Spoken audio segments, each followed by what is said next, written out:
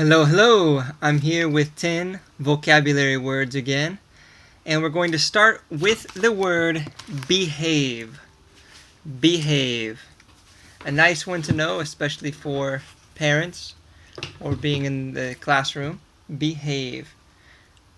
B E H A V E. Starting with some dictation as usual. I'm spelling the word, and you can practice spelling at home. B-E-H-A-V-E. Behave. Voila. Behave. Behave. Okay. And this word behave is basically the way that a person acts, their attitude, the actions that they do. Are they doing actions with a bad attitude or a good attitude? The way they behave.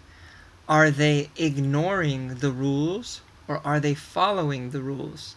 Doing things incorrectly or correctly? To behave, to act a certain way. We also have the word behavior. Behavior. All right.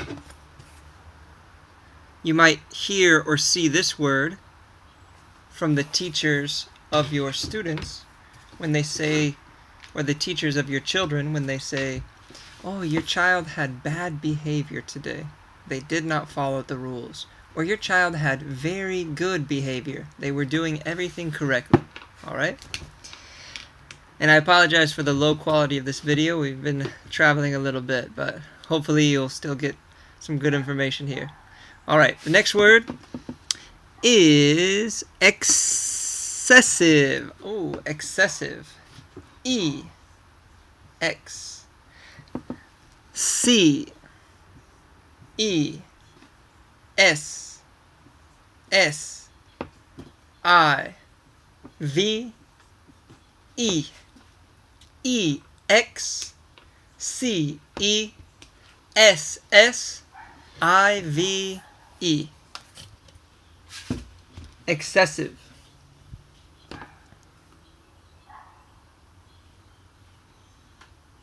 Excessive. Excessive is more than you need. It's too much of something, too much extra of something. Excessive. So for example, if you are studying English 1 hour a day, that's good. Maybe 30 minutes, that's great. But if you are studying 24 hours a day, that is excessive. You need to relax. Allow your mind to refresh, recharge, sleep, maybe watch a movie, do something else, and listen to some music. Okay? Studying for 24 hours without a break is excessive. Or eating. Everyone eats, right? I think most people eat on a daily basis if they can. And yeah, healthy, keep your body moving. But if you're eating all the time, every hour you're eating something, that is excessive. And that's when people get really out of control. All right, next word. Number 3. Expert. Expert. E X P E R T. Expert. Expert. An expert is someone who knows a lot about something. All right? So for example, if you have chickens and you raise chickens at your house and you have come from a family that also raises chickens, and your great-grandparents had chickens, and your great-great-grandparents, and great-great-great-grandparents, etc. You are probably an expert at working with chickens. That's an example. An expert is someone who has a lot of knowledge about something. All right, next word.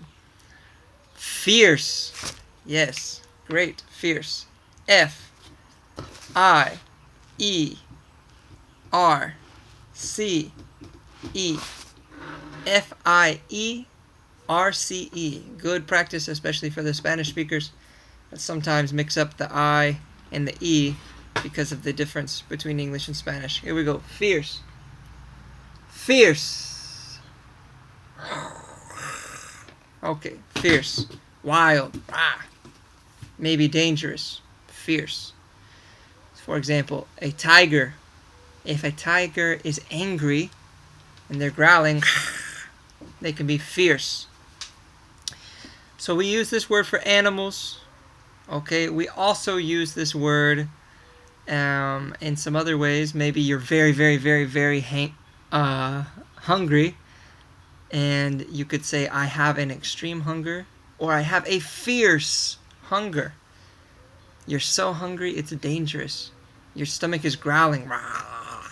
Okay, fierce. But usually we use it for animals to mean an animal that is dangerous, violent, and very strong. You could also use it for the weather.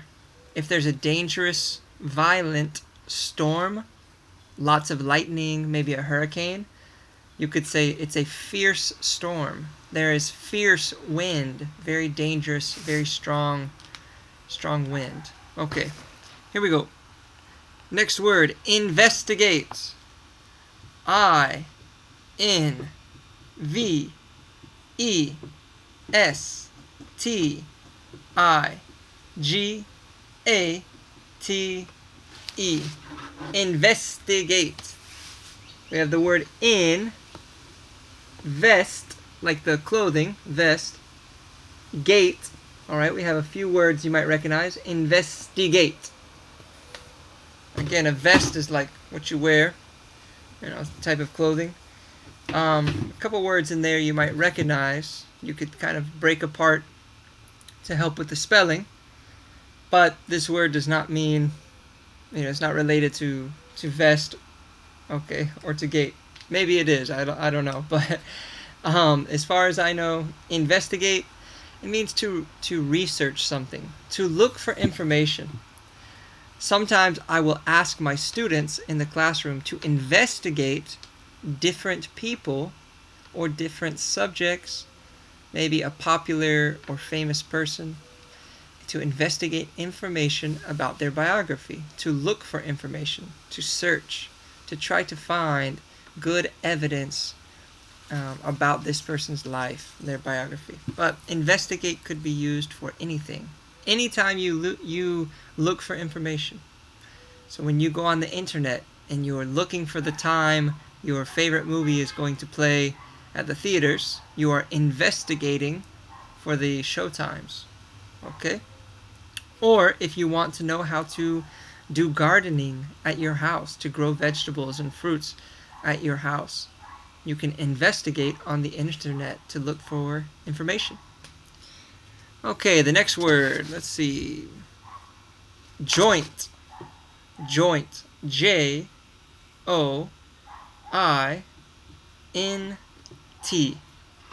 J-O-I-N-T.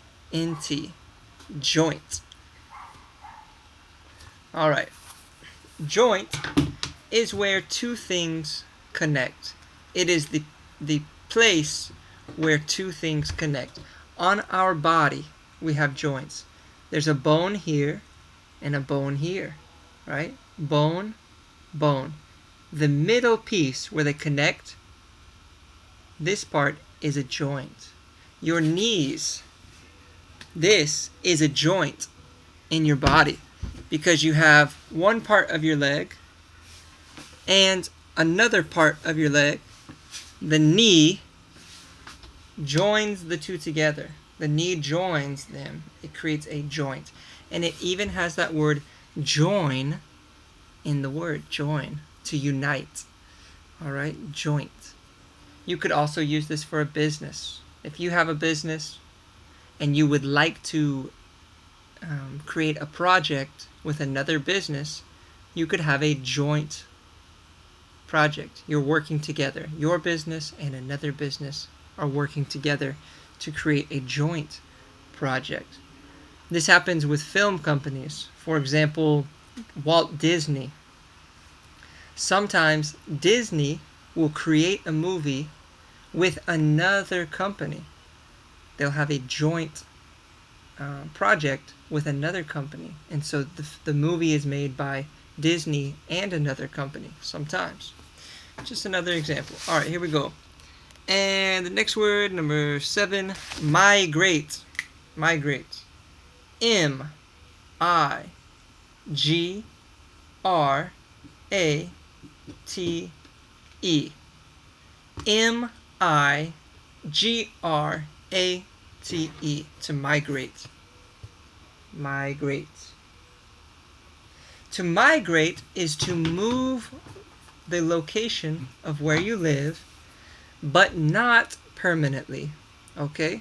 A big difference between this word and immigrate. Two different words. Immigrate, when we use the word immigrate, we're thinking of moving to a new location, a new country, to live there, to become a citizen, to become a part of the community.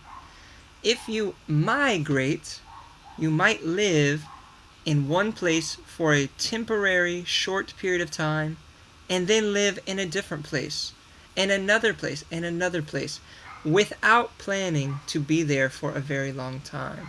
Okay? An example of this, I saw someone recently, a couple, a man and a woman, who are sailing on a boat to different countries. They live on the boat, and sometimes they're in Honduras, sometimes they're in Mexico, sometimes they're in, different islands. They migrate. They change where they live and where they work. Okay? They don't live in one place. They work in one country or in one city, and they move to another city or another country, another island, all right, to migrate. And in the United States, sometimes people work in the harvesting, let's say oranges in Florida, and they move up and they harvest watermelon in Georgia, for example. They migrate with their job. Okay. And the next word, outcome. Outcome. O-U-T-C-O-M-E. Again, that's O-U-T-C-O-M-E. Two words you might recognize. Out, come. Out, come. Outcome. Outcome. This word basically means the result of something. All right? So, if you take the vocabulary test for this class, the result, the answers you have correct and incorrect, is the outcome of the test. It is the result. All right? The outcome. Or if you go to the doctor and you have a blood test, the laboratory analyzes your blood to see the outcome, the result. All right, and 2 words left. Roar. R-O-A-R. R-O-A-R. Roar. When an animal is fierce, like a tiger, they often roar. Okay? Roar. The sound a tiger or a lion makes, or a big waterfall, or a big raging river. Okay? To roar. It's that sound, really loud sound. Or airplanes, when they pass in the air, and they make that sound. It's a roar, a really loud sound, powerful sound. Okay, and last, track. T-R-A-C-K. T-R-A-C-K. Track. Track. Track basically is a path. Alright, so maybe if you've been to a high school, at your high school, or in the United States, see a track, a path where children will run, right? They'll run in a big circle. That's called a track, where lots of sports are played that involve running. There is a sport in English called track, the actual name of the sport, that involves a lot of running. And track can also be a verb, to follow, to pursue someone. For example, when the police are looking for a criminal, they track the criminal. They're watching what the criminal is doing, trying to find the criminal. Track. But track can also just mean to follow somebody in general. It does not have to be related to the police. And finally, track is also used in music sometimes to refer to a piece of a song or a piece of an album. So one song on an album that has maybe 10, 12, or 14 songs can be called a track. If you put a CD in your computer without the names of the songs, it probably will say track 1, track 2. Okay, they're parts of that album. But also when people create songs, they might create a guitar track, and again, a drum track, and a bass track, and a vocal track, pieces of that song. But anyways, those are a couple uses of it. The main focus for us now is the idea of track as a path. All right. Well, I hope you've enjoyed this, and I also hope you're staying safe, enjoying the summertime here in Florida, and yeah, be blessed. Peace.